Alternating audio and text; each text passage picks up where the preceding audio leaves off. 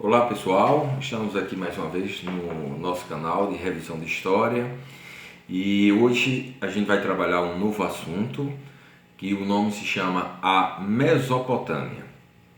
No assunto passado nós estudamos a civilização egípcia, que é o Egito Antigo, e hoje a gente vai dar prosseguimento ao estudo de mais uma civilização, estudo de mais um país.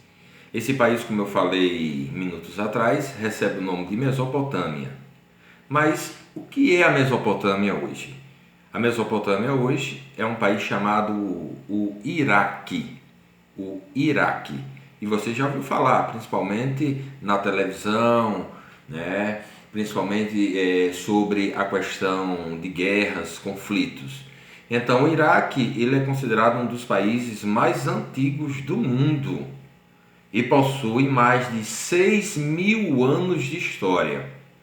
Mas o Iraque, quando surgiu, não recebia esse nome. O nome do Iraque, na antiguidade, no passado, era conhecido como Mesopotâmia. Como a gente pode olhar aqui no mapa, né? A gente vê em vermelho o nome Mesopotâmia, que é um nome que tem um significado que representa terra entre rios. Ou seja, é uma região que está localizada entre dois rios. Um é chamado Rio Tigre e abaixo nós encontramos justamente o rio Eufrates. Então, toda essa região aqui que está marcada, né, que a gente consegue ver uma cor de um rosa muito mais forte, é justamente o território onde se desenvolveu o Iraque, que na antiguidade recebia esse nome de Mesopotâmia, que a palavra Mesopotâmia significa terra entre rios. Tá vendo o Egito aqui? Olha, o Egito foi estudo foi estudo do mês passado, e esse mês a gente vai dar justamente noção sobre a Mesopotâmia. Então, estudar a Mesopotâmia é estudar a história de qual país? É estudar a história do Iraque. E quantos anos tem o Iraque? Mais de 6.000 anos de história. E junto com o Egito, são colocados como as civilizações mais antigas do mundo. Mas aí você pode estar perguntando, e por que nós estudamos essas civilizações? Por que é importante o livro de história abordar a Mesopotâmia? Por vários motivos. E o primeiro motivo a gente já apontou, que é justamente a sua idade. A sua origem mostra como as civilizações surgiram. Hoje você tem a sociedade brasileira, você tem um Brasil, não é isso? Mas o Brasil, contado com a chegada dos portugueses, só tem 520 anos. Mas o Brasil não foi o primeiro, então a gente tem que saber quem é que foi o primeiro. E os primeiros a gente está estudando agora na disciplina de História. O Egito e agora na aula de hoje justamente a Mesopotâmia. Então, além dessa idade que a Mesopotâmia possui, são 6.000 anos de história, nós também temos o seu legado cultural. E o que é o legado cultural? O legado cultural são as criações culturais, aquilo que eles inventaram no passado, aquilo que eles criaram no passado e que existe justamente hoje.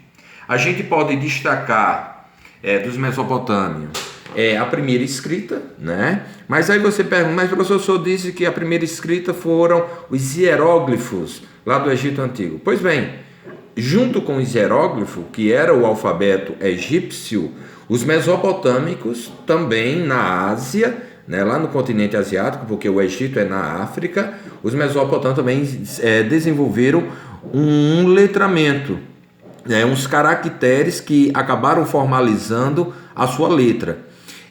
E esse nome cuneiforme é porque eles escreviam em cunhas feito de barro. Isso daqui não é papel, isso daqui é uma tabuleta de barro. E dentro dessa tabuleta, com palitos, com gravetos, eles faziam suas representações escritas. E essa escrita ela é considerada como uma das mais antigas do mundo. Não é igual à nossa, que nós utilizamos no nosso dia a dia. Mas a escrita mesopotâmica, que é chamada escrita cuneiforme, que era feita justamente em cunho, em tabuletas de barro, é considerada uma das mais antigas do mundo. Então, enquanto que no passado você tinha apenas a oralidade, que era a fala, E aí, lá na Mesopotâmia, eles decidiram, né, e tiveram essa sabiência, essa inteligência de começar a escrever aquilo que eles falavam, desenvolvendo justamente um dos primeiros alfabetos do mundo. Foi na Mesopotâmia também que foi criadas as primeiras cidades, como a gente volta ao nosso mapa aqui. E a cidade mais antiga do mundo é essa daqui, a cidade de Ur, que é um sítio arqueológico lá na Mesopotâmia. Então, as primeiras cidades foram criadas na Mesopotâmia. A prática da agricultura, que também foi uma atividade econômica lá do Egito, os mesopotâmicos também desenvolveram. Como a gente viu, a sua localização, que é na Ásia, e é banhada por 2 rios, então vai ter água favorável para desenvolver a prática agrícola.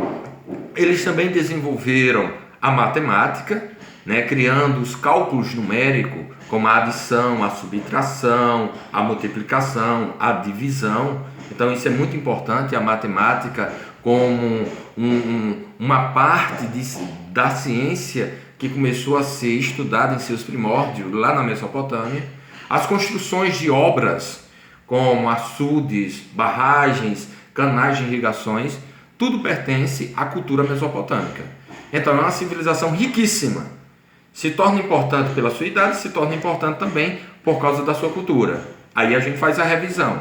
A escrita, a gente coloca as cidades, a gente coloca a matemática, a gente coloca construções como barragens, canais de irrigações, açudes. E uma coisa importante desse legado cultural, foram eles que inventaram a roda. Isso mesmo, a roda. A roda é uma figura geométrica, que é uma circunferência. Você tem um triângulo, tem um quadrado, né? Então a circunferência, que é um arco de 360 graus, foi inventado justamente pelos mesopotâmicos e é tido como uma das principais criações feitas pela humanidade. Além da sua idade e do seu legado cultural, que são as suas criações culturais, é importante a gente saber os 2 rios que fizeram com que essa civilização se desenvolvesse, um chamado Rio Tigre, e o outro, Rio Tigre, e o outro chamado Rio Eufrates. Esses 2 rios existem até hoje e banham a região, né? Então eles ainda estão presentes lá no Iraque. E o uso da água desses 2 rios é para quê? Para utilidade doméstica, para banho, para cozinhar. Então os mesopotâmicos já faziam uso dessas águas para o uso doméstico dele. Mas além disso, esses rios favoreciam a prática da agricultura, que é água para o plantio, né? E essas águas também favoreciam o desenvolvimento da pecuária, que era a criação de animais. E aí a gente não pode esquecer que a agricultura na Mesopotâmia era praticada bem parecido como se praticava no Egito Antigo. Lá no Egito Antigo você tinha o rio Nilo, só um, imenso, enorme. Na Mesopotâmia nós temos 2. E como era feita a agricultura? Eles esperavam a água dos rios encherem, enchiam e secavam, transbordavam. Aí aquela água que transbordava inundava as terras. E quando as águas recuavam, aquelas terras que foram inundadas pelas águas dos rios, elas eram banhadas por um que é um solo fértil, né, como fosse um lodo. E quando as águas baixavam e voltavam para o seu leito normal, os mesopotâmicos eles acabavam praticando agricultura nessas terras. Aqui no Nordeste, aqui em Marcelino Vieira, nós chamamos essa prática de vazante. O que é a vazante? Que você pode perguntar ao seu pai, a sua mãe ou ao seu avô, né, a sua avó. É quando o açude enche. Aí, quando ele vai secando, aquela terra que ele tinha molhado, o agricultor ele pode utilizar para o plantio e vai ali seguindo. À medida que o açude vai secando, ele vai plantando, porque a terra continua úmida, molhada. Então essa prática era desenvolvida na antiguidade, era desenvolvida lá na Mesopotâmia. Então era uma vazante que eles faziam. O rio transbordava e quando voltava para o seu leito normal, aquelas terras inundadas estavam prontas para o plantio. E eles criavam os canais de irrigações, que era o desvio das águas dos rios para outras regiões distantes, para jogar água nela, molhar a terra e depois justamente plantar. Então, a agricultura é considerada a principal atividade econômica da Mesopotâmia. E isso só foi possível porque existia justamente dois rios, o rio Tigre e o rio Eufrates. Além da agricultura como atividade econômica principal, nós temos que saber os grupos sociais que moravam na Mesopotâmia. E aí eu faço uma revisãozinha. A Mesopotâmia é qual país hoje? O Iraque.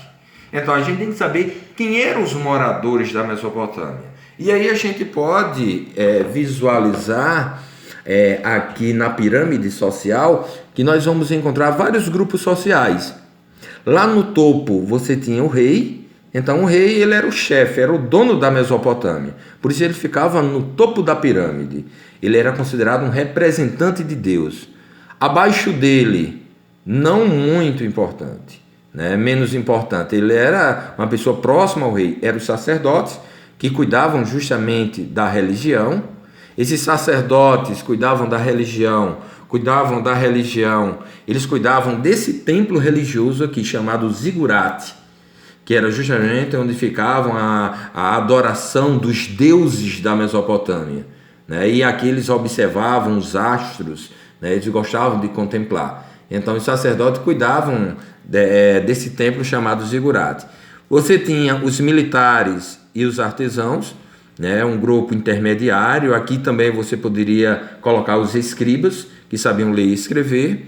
E aqui abaixo nós temos os camponeses, que era a massa trabalhadora, aqueles que praticavam a agricultura e a pecuária e tinham que dar a maior parte da colheita ao dono da terra, que era o rei.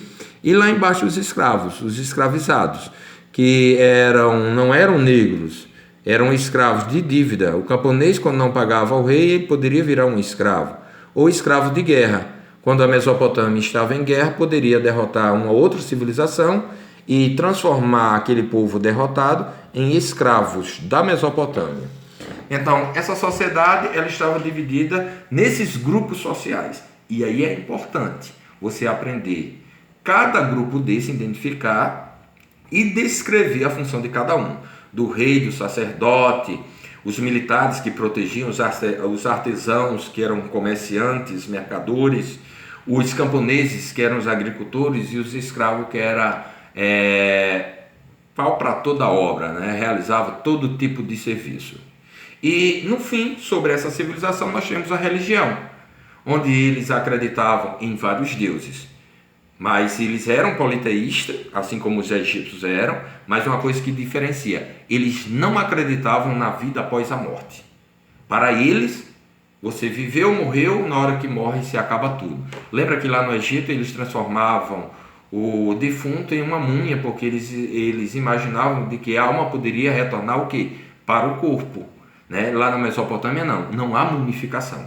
Lá eles acreditavam em vários deuses, mas não acreditavam na vida após a morte. Não acreditavam na vida após a morte. Então eu espero que vocês tenham compreendido mais uma civilização de revisão do nosso canal. Bons estudos para vocês.